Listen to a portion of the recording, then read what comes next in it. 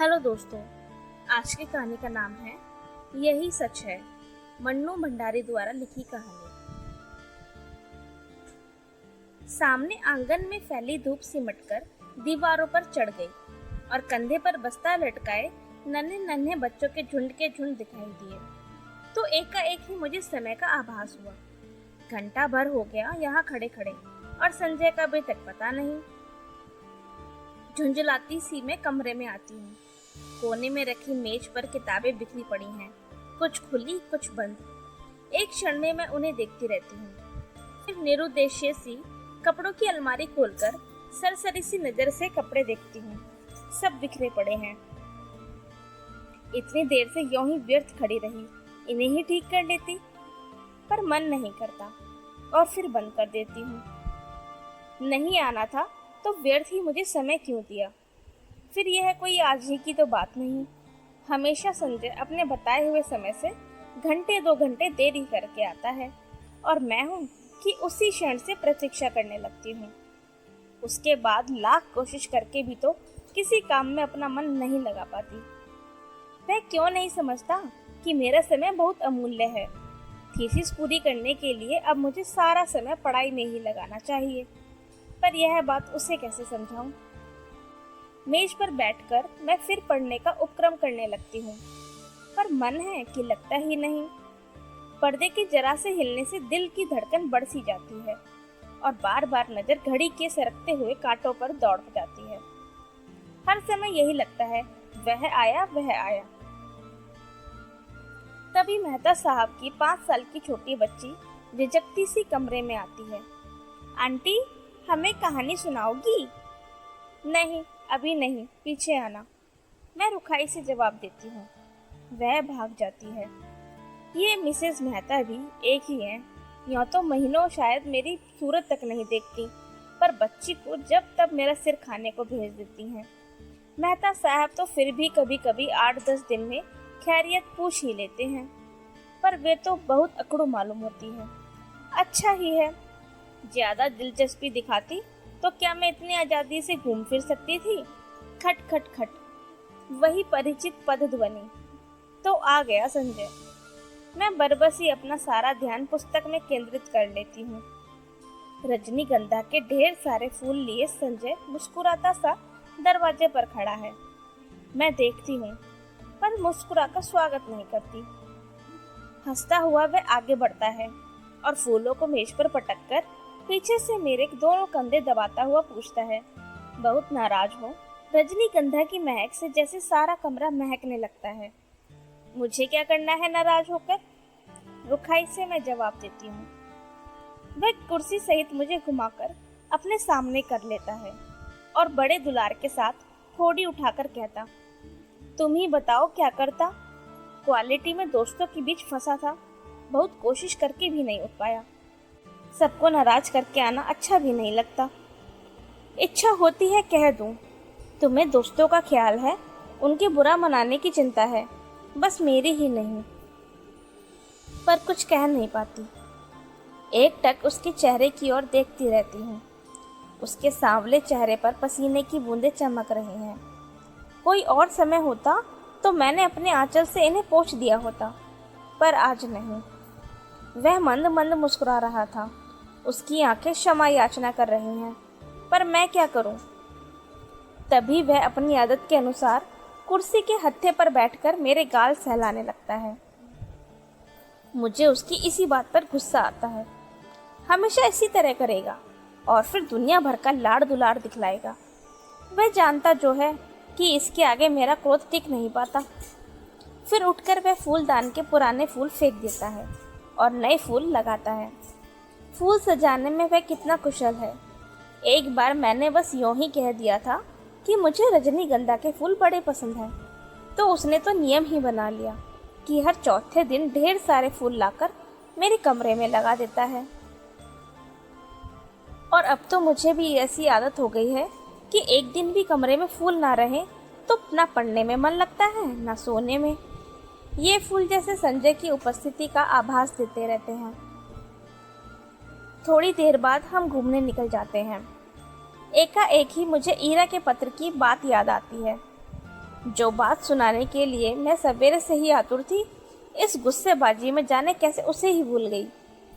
सुनो, ईरा ने लिखा है कि किसी दिन भी मेरे पास इंटरव्यू का बुलावा आ सकता है। मुझे तैयार रहना चाहिए।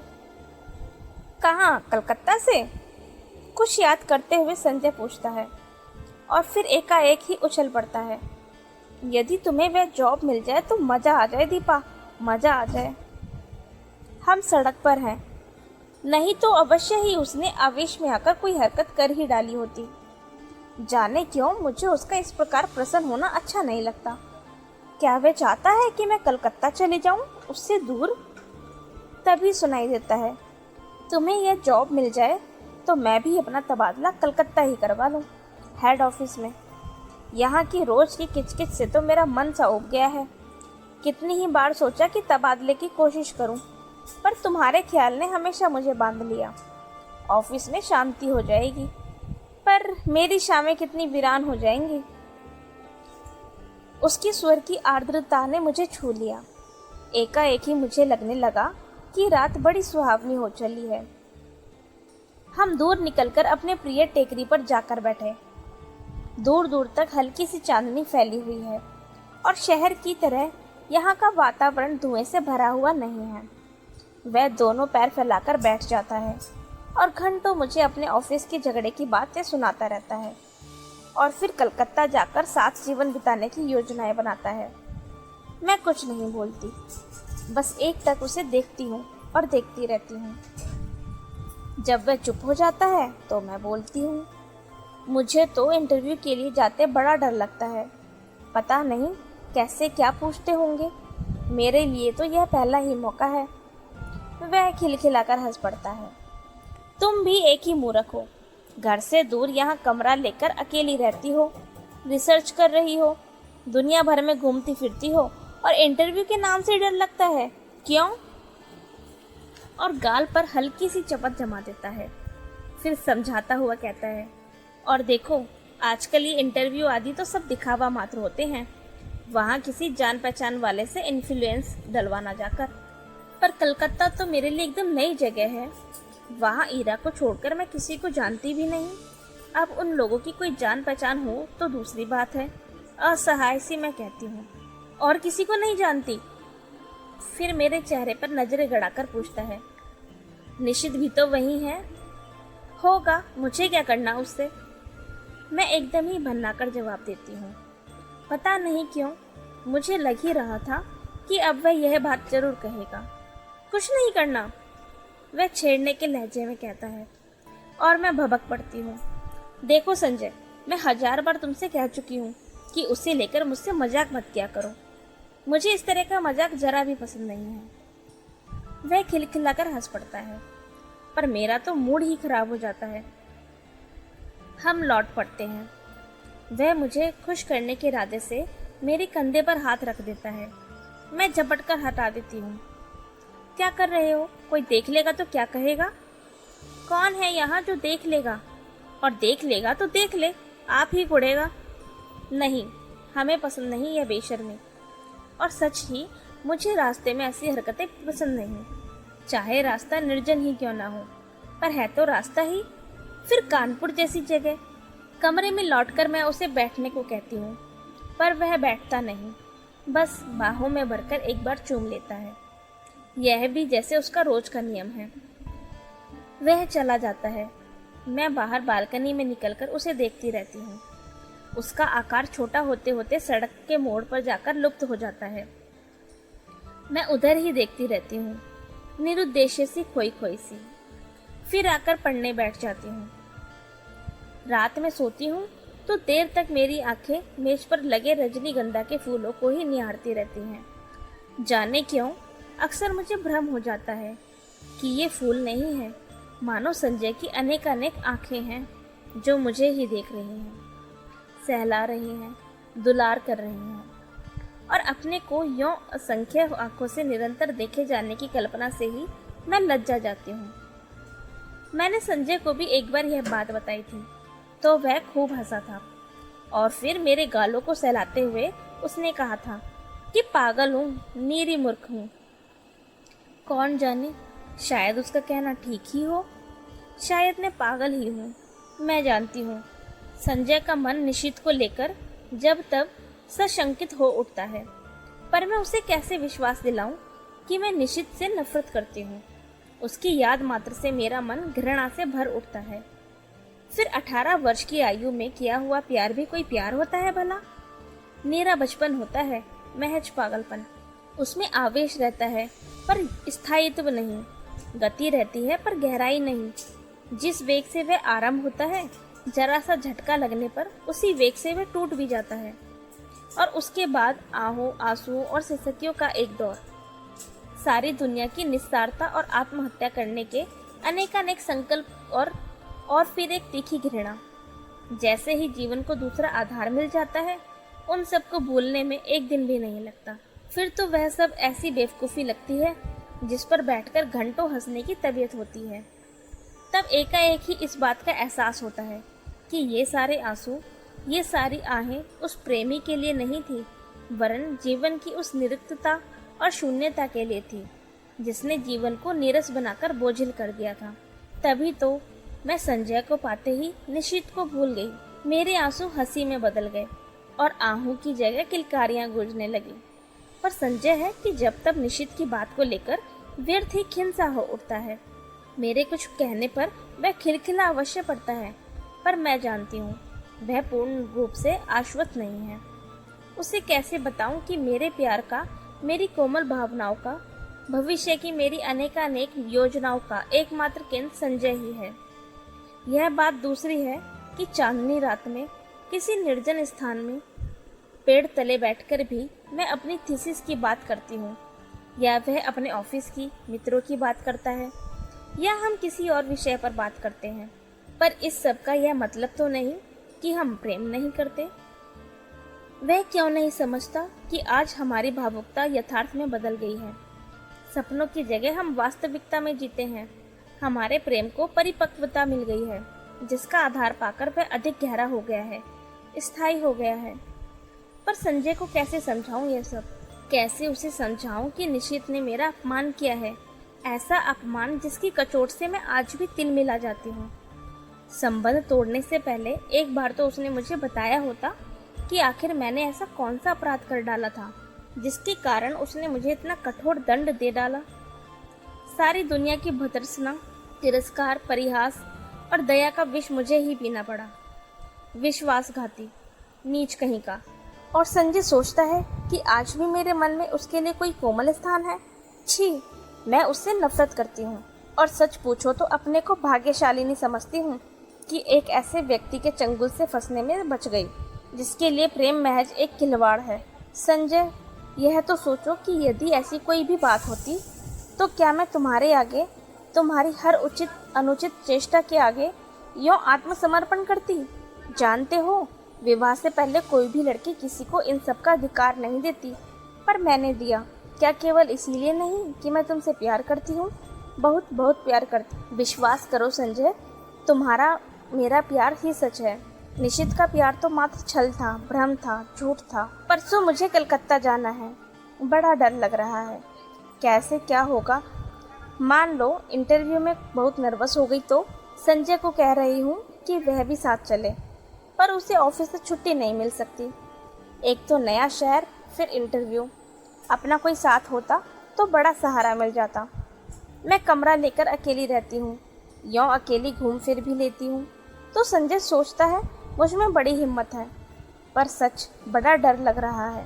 बार बार मैं यह मान लेती हूँ कि मुझे नौकरी मिल गई है और मैं संजय के साथ वहाँ रहने लगी हूँ। कितनी सुंदर कल्पना है, कितनी मादक। पर इंटरव्यू का भय मादकता से भरे इस स्वप्न जाल को छिन भिन कर देता है। काश संजय भी किसी तरह मेरे साथ चल पाता।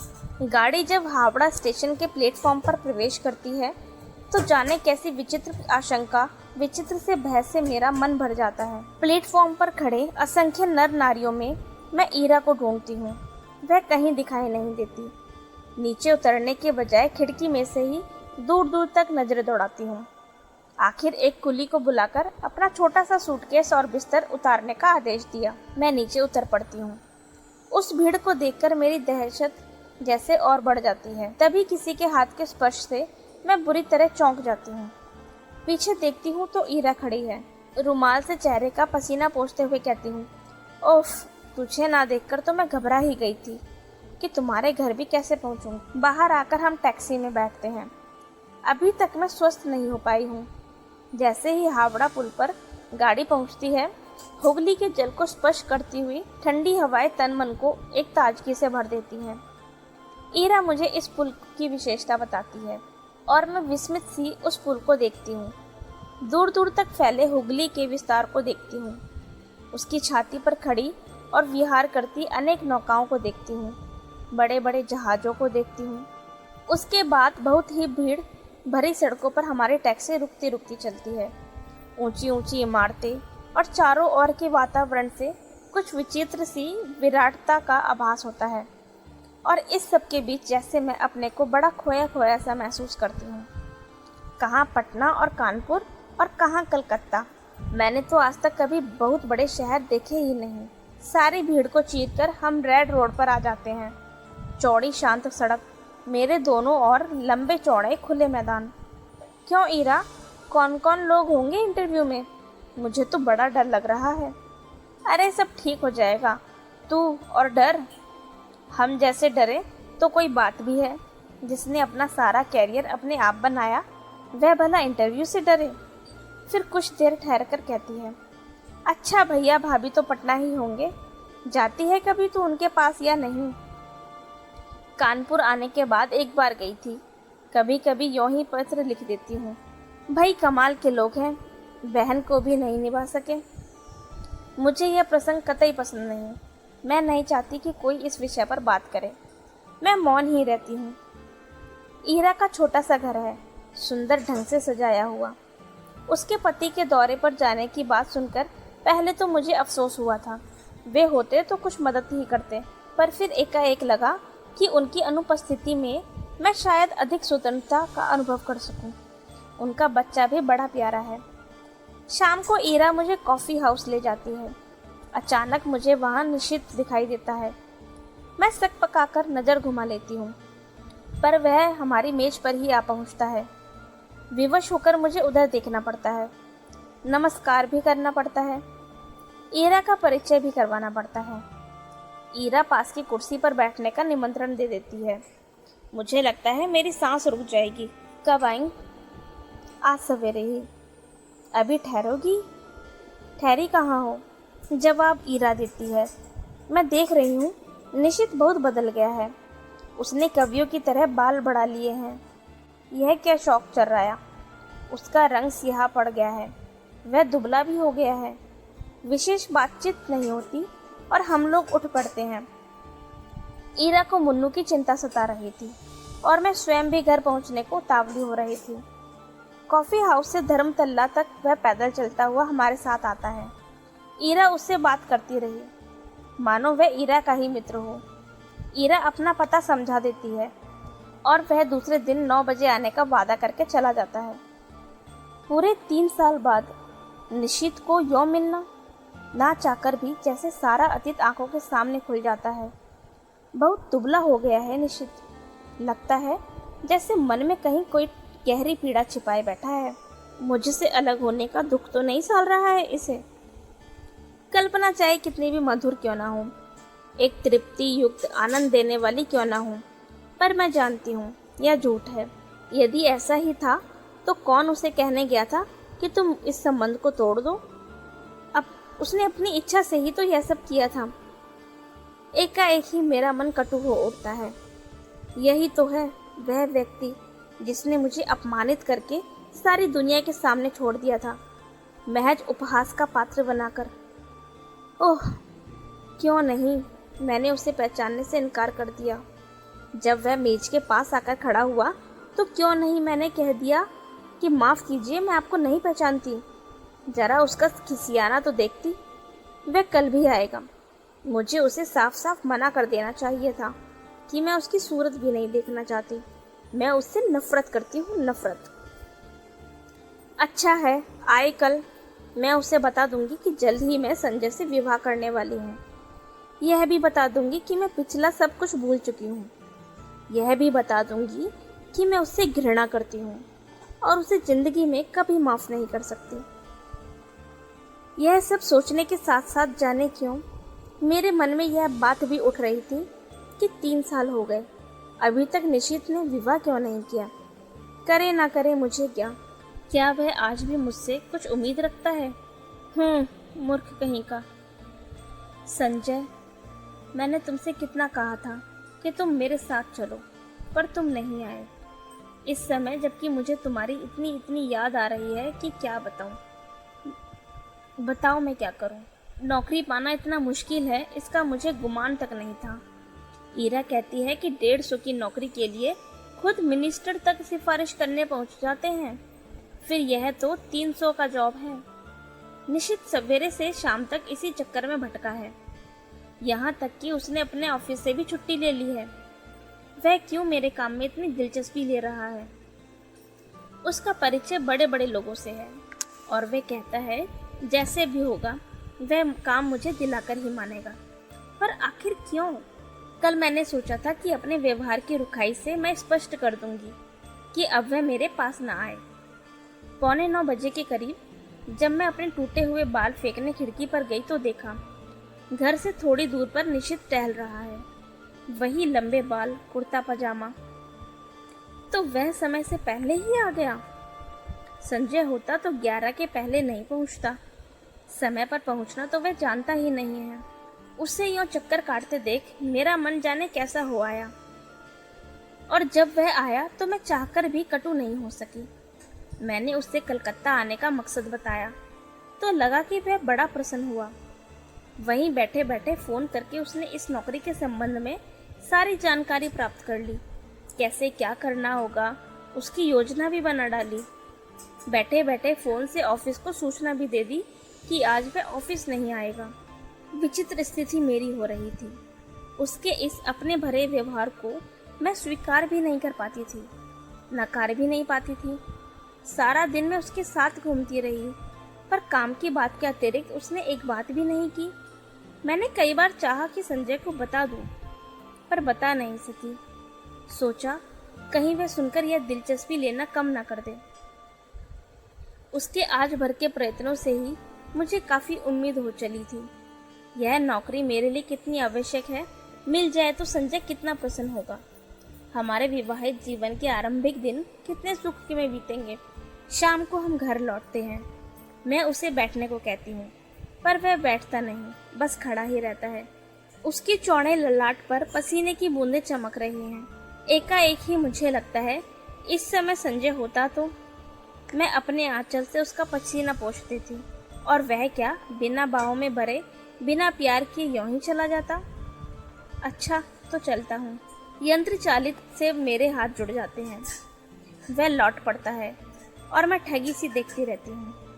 सोते समय मेरी आदत है कि संजय के लाए हुए फूलों को निहारती रहती हूँ। यहाँ वे फूल नहीं है तो बड़ा सूना सूना सा लग रहा है। पता नहीं संजय तुम इस समय क्या कर रहे हो। 3 दिन हो गए, किसी ने बाहों में भरकर प्यार तक नहीं किया। आज सवेरे मेरा इंटरव्यू हो गया है।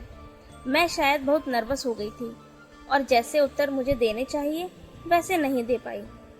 पर निशित ने आकर बताया कि मेरा चुना जाना करीब करीब तय हो गया है। मैं जानती हूँ यह सब निशित की वजह से ही हुआ। ढलते सूरज की धूप निशित के बाएं गाल पर पड़ रही थी और सामने बैठा निशित इतने दिन बाद एक बार फिर मुझे बड़ा प्यारा सा लगा। मैंने देखा मुझसे ज्यादा प्रसन्न तो वह है। वह कभी किसी का एहसान नहीं लेता, पर मेरी खातिर उसने न जाने कितने लोगों का एहसान लिया। आखिर क्यों? क्या वह चाहता है कि मैं कलकत्ता आकर रहूं उसके साथ, उसके पास? एक अजीब सी पुलक से मेरा तन मन सिहर उठता है। वह ऐसा क्यों चाहता है? उसका ऐसा चाहना बहुत गलत है, बहुत अनुचित है। मैं अपने मन को समझाती हूँ ऐसी कोई बात नहीं है। शायद वह केवल मेरे प्रति किए गए अन्याय का प्रतिकार करने के लिए यह सब कर रहा है। पर वह क्या समझता है कि उसकी मदद से नौकरी पाकर मैं उसे क्षमा कर दूंगी, या जो कुछ उसने किया है उसे भूल जाऊंगी? असंभव। मैं कल ही उसे संजय की बात बता दूंगी। आज तो इस खुशी की पार्टी हो जाए। काम की बात के अलावा वह पहला वाक्य उसके मुंह से सुनती हूँ। मैं ईरा की ओर देखती हूँ। वह प्रस्ताव का समर्थन करके भी मुन्नू की तबीयत का बहाना लेकर अपने को काट लेती है। अकेले जाना मुझे कुछ अटपटा सा लगता है। अभी तक तो काम का बहाना लेकर घूम रही थी, पर अब फिर भी मैं मना नहीं कर पाती। अंदर जाकर तैयार होती हूँ। मुझे याद आता है निशित को नीला रंग बहुत पसंद था। मैं नीली ही साड़ी पहनती हूँ। बड़े चाव और सतर्कता से अपना प्रसाधन करती हूँ और बार बार अपने को टोकती जाती हूँ। किसको रिझाने के लिए यह सब हो रहा है? क्या यह नीरा पागलपन नहीं है? सीढ़ियों पर निशित हल्की सी मुस्कुराहट के साथ कहता है, इस साड़ी में तुम बहुत सुंदर लग रही हो। मेरा चेहरा तमतमा जाता है, कनपटियां सुर्ख हो जाती हैं। मैं चुपचाप ही इस वाक्य के लिए तैयार नहीं थी। यह सदा चुप रहने वाला निशित बोला भी तो ऐसी बात। मुझे ऐसी बातें सुनने की जरा भी आदत नहीं है। संजय ना कभी मेरे कपड़ों पर ध्यान देता है, ना ऐसी बातें करता है, जबकि उसे पूरा अधिकार है और यह बिना अधिकार ऐसी बातें करे। पर जाने क्या कि मैं उस पर नाराज नहीं हो पाती हूँ। सच, संजय के मुंह से ऐसा वाक्य सुनने को मेरा मन तरसता रहता है, पर उसने कभी ऐसी बात नहीं की। पिछले 2.5 साल से मैं संजय के साथ रह रही हूँ। रोज ही शाम को हम घूमने जाते हैं। कितनी ही बार मैंने श्रृंगार किया, अच्छे कपड़े पहने, पर प्रशंसा का एक शब्द भी उसके मुंह से नहीं सुना। इन बातों पर उसका ध्यान ही नहीं जाता। यह देखकर भी जैसे यह सब नहीं देख पाता। इस वाक्य को सुनने के लिए तरसता हुआ मेरा मन जैसे रस से नहा जाता है। पर निशित ने यह बात क्यों कही? उसे क्या अधिकार है? क्या सचमुच ही उसे अधिकार नहीं है? नहीं है। जाने कैसी मजबूरी है, कैसी विवशता है कि मैं इस बात का जवाब नहीं दे पाती हूँ। निश्चयात्मक दृढ़ता से नहीं कह पाती कि साथ चलते इस व्यक्ति को सचमुच ही मेरे विषय में ऐसी अवांछित बात कहने का कोई अधिकार नहीं है। हम दोनों टैक्सी में बैठते हैं। मैं सोचती हूँ आज मैं इसे संजय की बात बता दूंगी। स्काई रूम, निशित टैक्सी वाले को आदेश देता है। टुन की घंटी के साथ मीटर डाउन होता है और टैक्सी हवा से बातें करने लगती है। निशित बहुत सतर्कता से कोने में बैठा है, बीच में इतनी जगह छोड़कर कि यदि हिचकोला खाकर भी टैक्सी रुके तो हमारा स्पर्श ना हो। हवा के झोंके से मेरी रेशमी साड़ी का पल्लू उसके समूचे बदन को स्पर्श करता हुआ उसकी गोद में पड़कर फरफराता है। वह उसे हटाता नहीं है। मुझे लगता है यह रेशमी सुवासित पल्लू उसके तन मन को रस से भिगो रहा है। यह स्पर्श उसे पुलकित कर रहा है। आज भी मैं संजय की बात नहीं कह पाती, चाहकर भी नहीं कह पाती। अपनी इस विवशता पर मुझे खींच भी आती है, पर मेरा मुंह है कि खुलता ही नहीं।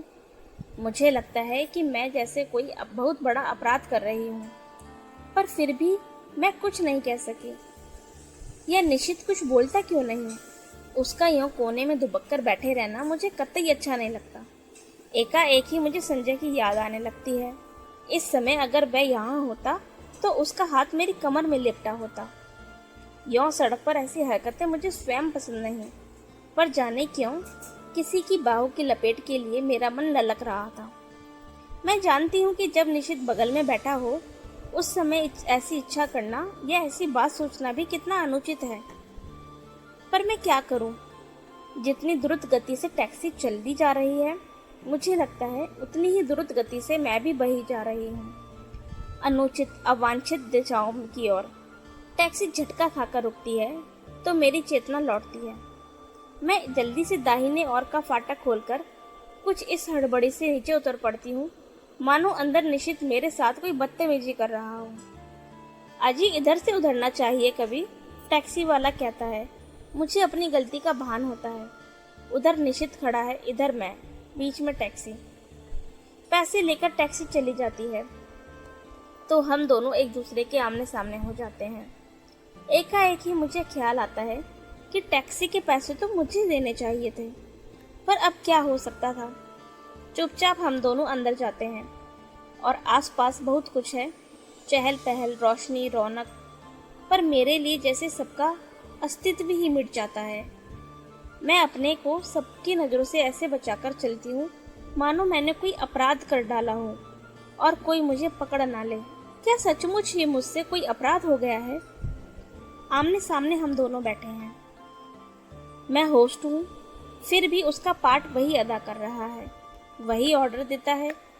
बाहर की हलचल और उससे अधिक मन की हलचल में मैं अपने को खोया खोया सा महसूस करती हूँ।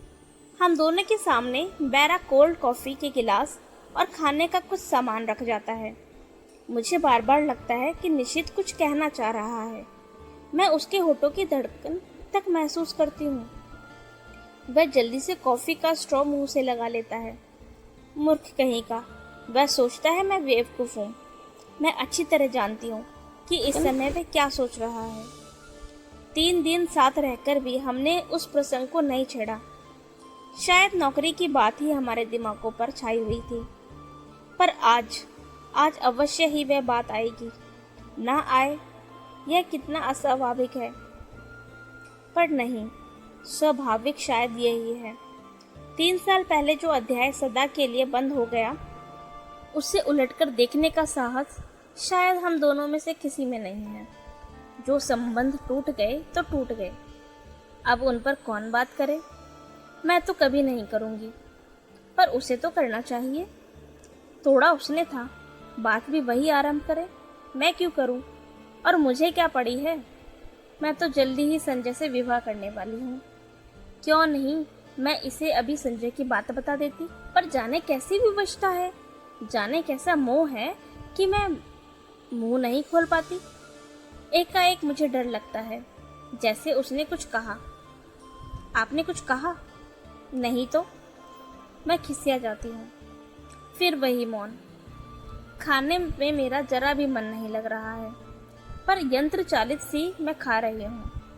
शायद वह भी ऐसे ही खा रहा है। मुझे लगता है कि उसके होंठ फड़क रहे हैं और स्ट्रॉ पकड़े हुए उंगलियां कांप रही हैं। मैं जानती हूँ वह पूछना चाहता है, दीपा, तुमने मुझे माफ तो कर दिया ना? वह पूछ ही क्यों नहीं लेता? मान लो यदि पूछ ही ले, तो क्या मैं कह सकूंगी कि मैं तुम्हें जिंदगी भर माफ नहीं कर सकती? मैं तुमसे नफरत करती हूँ। मैं तुम्हारे साथ घूम फिर ली या कॉफी पी ली तो यह मत समझो कि मैं तुम्हारे विश्वासघात की बात भूल गई हूँ। और एकाएक ही पिछला सब कुछ मेरी आंखों के आगे तैरने लगता है। पर यह क्या?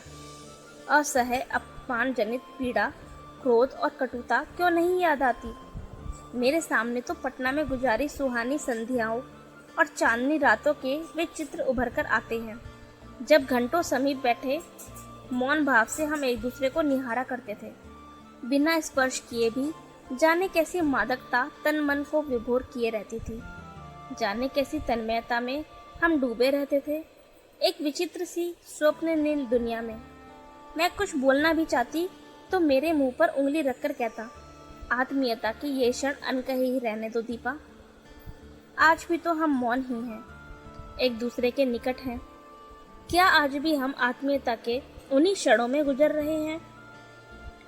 मैं अपनी सारी शक्ति लगाकर चीख पड़ना चाहती हूँ, नहीं नहीं नहीं, पर कॉफी सिप करने के अतिरिक्त मैं कुछ नहीं कर पाती। मेरा यह विरोध हृदय कि ना जाने कौन सी अतल गहराइयों में डूब जाता है। निशित मुझे बिल नहीं देने देता। एक विचित्र सी भावना मेरे मन में उठती है कि छीना झपटी में किसी तरह मेरा हाथ इसके हाथ से छू जाए। मैं अपने स्पर्श से उसके मन के तारों को छनछना देना चाहती हूँ, पर वैसा अवसर नहीं आता। बिल वही देता है। मुझसे तो विरोध भी नहीं किया जाता। मन में प्रचंड तूफान, पर फिर भी निर्विकार भाव से मैं टैक्सी में आकर बैठ जाती हूँ। फिर वही मौन, वही दूरी। पर जाने क्या है कि मुझे लगता है कि निशित मेरे बहुत निकट आ गया है, बहुत ही निकट। बार बार मेरा मन करता है कि क्यों नहीं निशित मेरा हाथ पकड़ लेता, क्यों नहीं मेरे कंधे पर हाथ रख देता। मैं जरा भी बुरा नहीं मानूंगी, जरा भी नहीं, पर वह कुछ भी नहीं करता।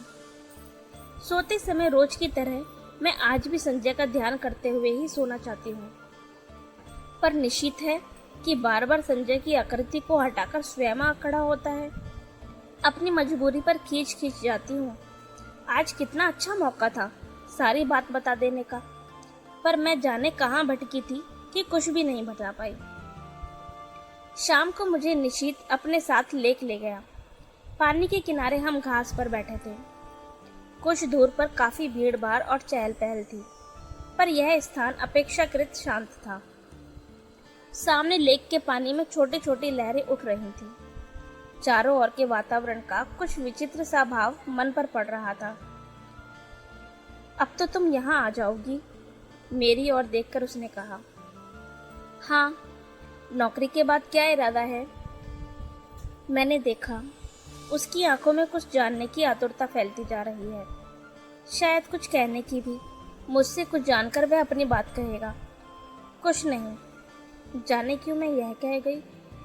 कोई है जो मुझे कचोटे डाल रहा है। क्यों नहीं मैं बता देती कि नौकरी के बाद मैं संजय से विवाह करूंगी। मैं संजय से प्रेम करती हूँ, वह मुझसे प्रेम करता है। वह बहुत अच्छा है, बहुत ही। वह मुझे तुम्हारी तरह धोखा नहीं देगा। पर मैं कुछ भी तो नहीं कह पाती। अपनी इस बेबसी पर मेरी आंखें छलछला जाती हैं। मैं दूसरी ओर मुंह फेर लेती हूँ। तुम्हारे यहाँ आने से मैं बहुत खुश हूँ। मेरी सांस जहाँ की तहाँ रुक जाती है। आगे के शब्द सुनने के लिए पर शब्द नहीं आते। बड़ी कातर, करुण और याचना भरी दृष्टि से मैं उसे देखती हूँ, मानो कह रही हूँ कि तुम कह क्यों नहीं देते निशित कि आज भी तुम मुझसे प्यार करते हो। तुम मुझे सदा अपने पास रखना चाहते हो। जो कुछ हो गया है उसे भूलकर तुम मुझसे विवाह करना चाहते हो। कह दो निशित, कह दो। यह सुनने के लिए मेरा मन अकुला रहा है, छटपटा रहा है। मैं बुरा नहीं मानूंगी, जरा भी बुरा नहीं मानूंगी। मान ही कैसे सकती हूँ निशित? इतना सब हो जाने के बाद भी शायद मैं तुम्हें प्यार करती हूँ, शायद नहीं, सचमुच ही मैं तुम्हें प्यार करती हूँ। मैं जानती हूँ तुम कुछ नहीं कहोगे, सदा के ही मितभाषी जो हो। फिर भी कुछ सुनने की आतुरता के लिए मैं तुम्हारी तरफ देखती रहती हूँ। पर तुम्हारी नज़र तो लेक के पानी पर जमी हुई है, शांत, मौन। आत्मीयता के ये क्षण अनकहे भले ही रह जाएं, पर अनबुझे नहीं रह सकते। तुम चाहो ना कहो, पर मैं जानती हूँ तुम आज भी मुझे प्यार करते हो, बहुत प्यार करते हो। मेरे कलकत्ता आ जाने के बाद इस टूटे संबंध को फिर से जोड़ने की बात तुम इस समय सोच रहे हो। तुम आज भी मुझे अपना समझते हो। तुम जानते हो आज भी दीपा तुम्हारी है और मैं। लगता है इस प्रश्न का उत्तर देने का साहस मुझ में नहीं है। मुझे डर है कि जिस आधार पर मैं तुमसे नफरत करती थी, उसी आधार पर कहीं मुझे अपने से नफरत ना करनी पड़े। लगता है रात आधी से अधिक ढल गई है। मन में उत्कट अभिलाषा होते हुए भी निशित की आवश्यक मीटिंग की बात सुनकर मैंने कह दिया कि तुम स्टेशन मत आना। ईरा आई थी, पर गाड़ी पर बिठाकर ही चली गई, या कहूँ कि मैंने ज़बरदस्ती ही उसे भेज दिया। मैं जानती थी कि लाख मना करने पर भी निशित आएगा, और विदा के उन अंतिम क्षणों में मैं उसके साथ अकेली ही रहना चाहती थी। मन में एक दबी सी आशा थी कि चलते समय ही शायद वह कुछ कह दे। गाड़ी चलने में जब 10 मिनट रह गए तो देखा, बड़ी व्यग्रता से डिब्बों में झांकता झांकता निशित आ रहा है। पागल, उसे इतना तो समझना चाहिए कि उसकी प्रतीक्षा में मैं यहाँ बाहर खड़ी हूँ। मैं दौड़कर उसके पास जाती हूँ। आप क्यों आए? पर मुझे उसका आना बड़ा अच्छा लगता है।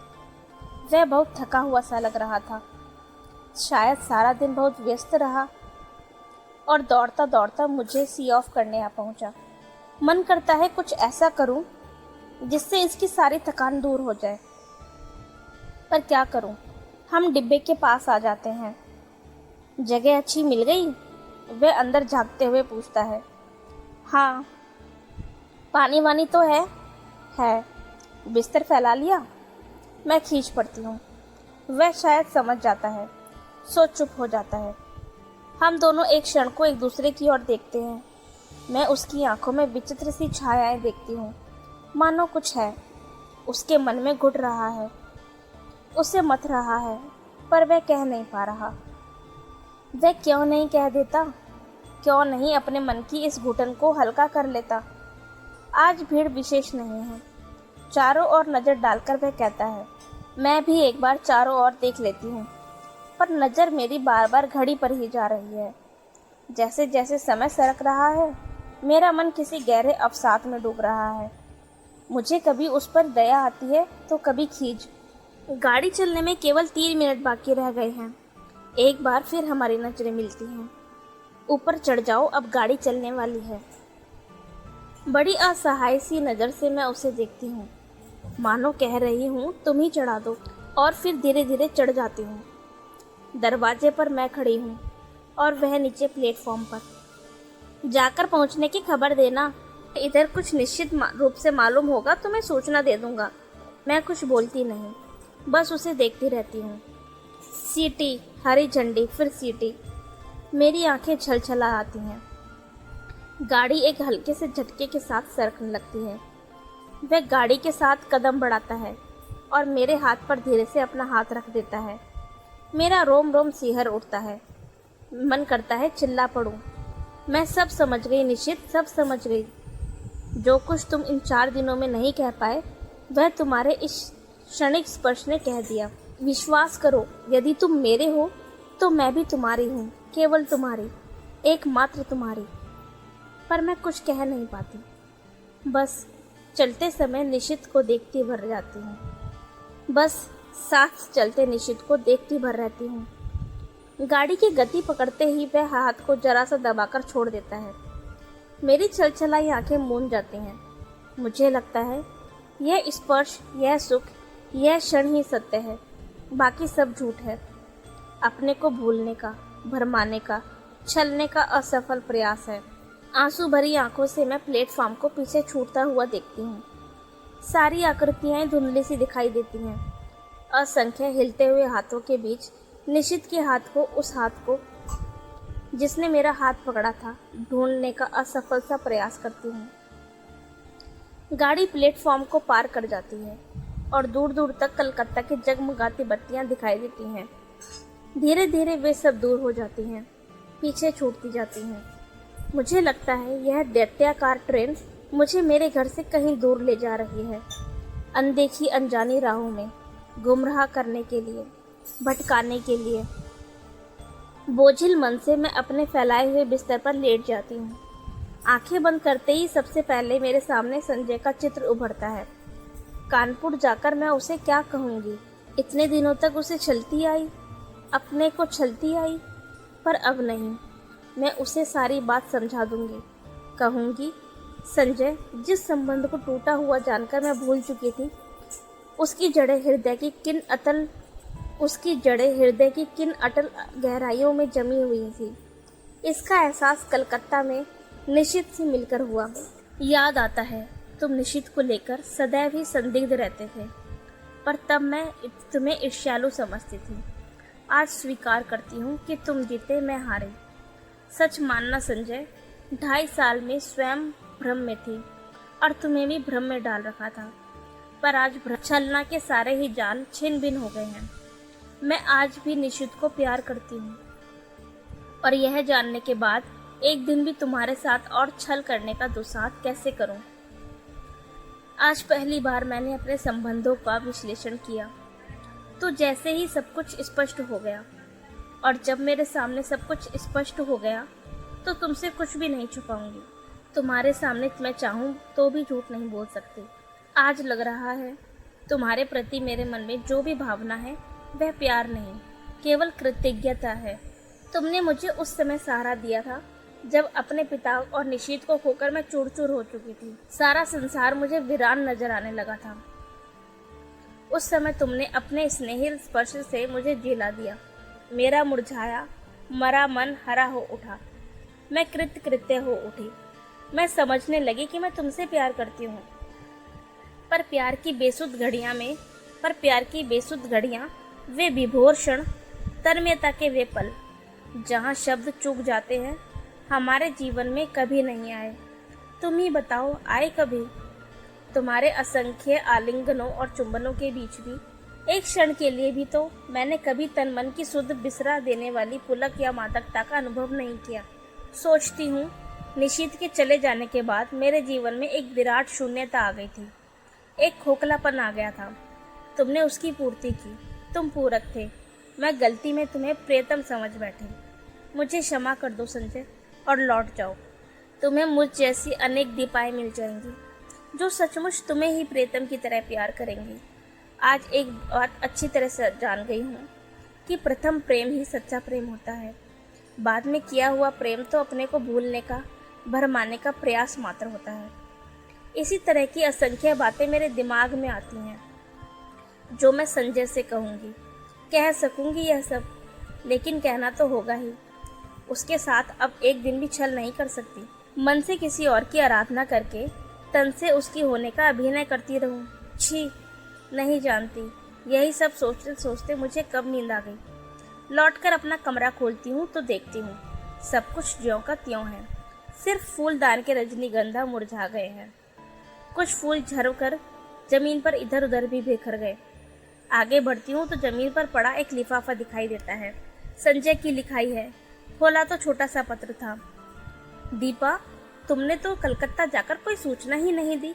मैं आज ऑफिस के काम से कटक जा रहा हूँ। 5-6 दिन में लौट आऊँगा। तब तक तुम आ ही जाओगी। जानने को उत्सुक हूँ कि कलकत्ता में क्या हुआ। तुम्हारा संजय। एक लंबा निश्वास निकल जाता है। लगता है एक बड़ा बोझ हट गया। इस अवधि में तो मैं अपने को अच्छी तरह तैयार कर लूंगी। नहा धोकर सबसे पहले मैं निशित को पत्र लिखती हूँ। उसकी उपस्थिति से जो हिचक मेरे होठ बंद किए हुए थी, दूर रहकर वह अपने आप ही टूट जाती है। मैं स्पष्ट शब्दों में लिख देती हूँ कि चाहे उसने कुछ नहीं कहा, फिर भी मैं सब कुछ समझ गई हूँ। साथ ही यह भी लिख देती हूँ कि उसकी उस हरकत से बहुत दुखी थी, बहुत नाराज भी, पर उसे देखते ही जैसे सारा क्रोध बह गया। इस अपनत्व में क्रोध भला टिक भी कैसे पाता। लौटी हूँ तब से ना जाने कैसी रंगीनी और मादकता मेरी आंखों के आगे छाई है। एक खूबसूरत से लिफाफे में उसे बंद करके मैं स्वयं पोस्ट करने जाती हूँ। रात में सोती हूँ तो अनायास ही मेरी नज़र सूने फूलदान पर जाती है। मैं करवट बदलकर सो जाती हूँ। आज निशित को पत्र लिखे 5वां दिन है। मैं तो कल ही उसके पत्र की राह देख रही थी, पर आज की भी दोनों डाके निकल गई। जाने कैसा सूना सूना, अनमना अनमना सा लगता रहा सारा दिन। किसी भी तो काम में जी नहीं लगता। क्यों नहीं लौटती, डाक से ही उत्तर दे दिया उसने। समझ नहीं आता कैसे समय गुजारूं। मैं बाहर बालकनी में जाकर खड़ी हो जाती हूँ। एकाएक ख्याल आता है, पिछले 2.5 सालों से करीब इसी समय यहीं खड़े होकर मैंने संजय की प्रतीक्षा की है। क्या आज मैं संजय की प्रतीक्षा कर रही हूँ, या मैं निशित के पत्र की प्रतीक्षा कर रही हूँ? शायद किसी की नहीं, क्योंकि जानती हूँ कि दोनों में से कोई भी नहीं आएगा। फिर निरुद्देश्य सी कमरे में लौट पड़ती हूँ। शाम का समय मुझसे घर में नहीं काटा जाता। रोज ही तो संजय के साथ घूमने निकल जाया करती थी। लगता है यहीं बैठी रही तो दम टूट जाएगा।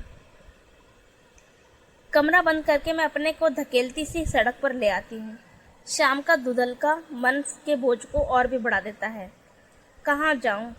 लगता है जैसे मेरी राहें भटक गई हैं, मंजिल खो गई है। मैं स्वयं नहीं जानती आखिर मुझे जाना कहाँ है। फिर भी निरुद्देश्य सी चलती रहती हूँ, पर आखिर कब तक यूँ भटकती रहूँ? हार कर लौट पड़ती हूँ। आते ही मेहता साहब की बच्ची तार का एक लिफाफा देती है।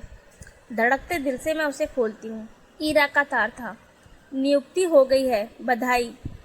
इतनी बड़ी खुशखबरी पाकर भी जाने क्या है कि खुश नहीं हो पाती। यह खबर तो निश्चित भेजने वाला था। एकाएक ही एक विचार मन में आता है। क्या जो कुछ मैं सोच गई वह निरा भ्रम ही था? मात्र मेरी कल्पना, मेरा अनुमान? नहीं नहीं, उस स्पर्श को मैं भ्रम कैसे मान लूं, जिसने मेरे तन मन को डुबो दिया था, जिसके द्वारा उसके हृदय की एक एक परत मेरे सामने खुल गई थी। लेख पर बिताए उन मधुर क्षणों को भ्रम कैसे मान लूं, जहां उसका मौन ही मुखरित होकर सब कुछ कह गया था। आत्मीयता के वे अनकहे क्षण। तो फिर उसने पत्र क्यों नहीं लिखा? क्या कल उसका पत्र आएगा? क्या आज भी उसे यह हिचक रोके हुए है? तभी सामने की घड़ी टन टन करके 9 बजाती है। मैं उसे देखती हूँ। यह संजय की लाई हुई है। लगता है जैसे यह घड़ी घंटे सुना सुना कर मुझे संजय की याद दिला रही है। फहराते ये हरे पर्दे, यह हरी बुक रैक, यह टेबल, यह फूलदान, सभी तो संजय के ही लाए हुए हैं। मेज पर रखा यह पेन उसने मुझे सालगिरह पर लाकर दिया था। अपनी चेतना के इन बिखरे सूत्रों को समेटकर मैं फिर पढ़ने का प्रयास करती हूँ, पर पढ़ नहीं पाती। हार कर मैं पलंग पर लेट जाती हूँ। सामने के फूलदान का सूनापन मेरे मन के सूनेपन को और अधिक बढ़ा देता है। मैं कसकर आंखें मूंद लेती हूँ। एक बार फिर मेरी आंखों के आगे लेक का स्वच्छ नीला जल उभर आता है, जिसमें छोटी छोटी लहरें उठ रही थीं। उस जल की ओर देखते हुए निशित की आकृति उभर कर आती है। वह लाख जल की ओर देखे, पर चेहरे पर अंकित उसके मन की हलचल को मैं आज भी इतनी दूर रहकर भी महसूस करती हूँ। कुछ ना कह पाने की मजबूरी, उसकी विवशता, उसकी घुटन आज भी मेरे सामने साकार हो उठती है। और छोटी सी राइटिंग टेबल में बदल जाता है और मैं देखती हूँ कि एक हाथ में पेन लिए और दूसरे हाथ की उंगलियों को बालों में उलझाए निशित बैठा है। वही मजबूरी, वही विवशता, वही घुटन लिए। वह चाहता है पर जैसे लिख नहीं पाता। वह कोशिश करता है पर उसका हाथ बस कांप कर रह जाता है। ओह, लगता है उसकी घुटन मेरा दम घोट कर रख देगी। मैं एकाएक ही उसकी आंखें खोल देती हूँ। वही फूलदान, पर्दे, मेज, घड़ी। आखिर आज निशित का पत्र आ गया। धड़कते दिल से मैंने उसे खोला। इतना छोटा सा पत्र। प्रिय दीपा, तुम अच्छी तरह पहुँच गई, यह जानकर प्रसन्नता हुई। तुम्हें अपनी नियुक्ति का तार तो मिल ही गया होगा। मैंने कल ही ईरा जी को फ़ोन करके सूचना दे दी थी और उन्होंने बताया था कि वह तार दे देंगी। ऑफिस की ओर से भी सूचना मिल जाएगी। इस सफलता के लिए मेरी ओर से हार्दिक बधाई स्वीकार करना। सच मैं बहुत खुश हूँ कि तुम्हें यह काम मिल गया। मेहनत सफल हो गई। बस धीरे धीरे पत्र के सारे शब्द आंखों के आगे लुप्त होते जाते हैं। रह जाता है केवल शेष। तो अभी उसके पास कुछ लिखने को शेष है। क्यों नहीं लिख दिया उसने अभी? क्या लिखेगा वह? दीप। मैं मुड़कर दरवाजे की ओर देखती हूँ। रजनीगंधा के ढेर सारे फूल लिए मुस्कुराता सा संजय खड़ा था। एक क्षण में संज्ञा शून्य सी उसे देखती ही रहती हूँ, मानो पहचानने की कोशिश कर रही हूँ। वह आगे बढ़ता है तो मेरी खोई हुई चेतना लौटती है और विक्षिप्त सी दौड़कर उससे लिपट जाती हूँ। क्या हो गया है तुम्हें? पागल हो गई हो क्या? तुम कहाँ चले गए थे संजय? और मेरा स्वर टूट जाता है। अनायास ही आंखों से आंसू बह चलते हैं। क्या हो गया? कलकत्ता का काम नहीं मिला क्या? मारो भी गोली अब काम को। तुम इतनी परेशान क्यों हो रही हो उसके लिए? पर मुझसे कुछ बोला नहीं जाता। बस मेरी बाहों की जकड़ कसती जाती है। रजनीगंधा की महक धीरे धीरे मेरे तन मन पर छा जाती है। तभी मैं अपने भाल पर संजय के अधरों का स्पर्श महसूस करती हूँ और मुझे अच्छा लगता है यह स्पर्श, यह सुख, यह क्षण ही सत्य है। वह सब झूठ था, मिथ्या था, भ्रम था और हम दोनों एक दूसरे के आलिंगन में बंधे रहते हैं। दोस्तों, आज की कहानी बस इतनी ही। अगर आपको आज की कहानी अच्छी लगी तो हमारे चैनल को सब्सक्राइब करें और हमें कमेंट में ज़रूर बताएं। Thank you for listening.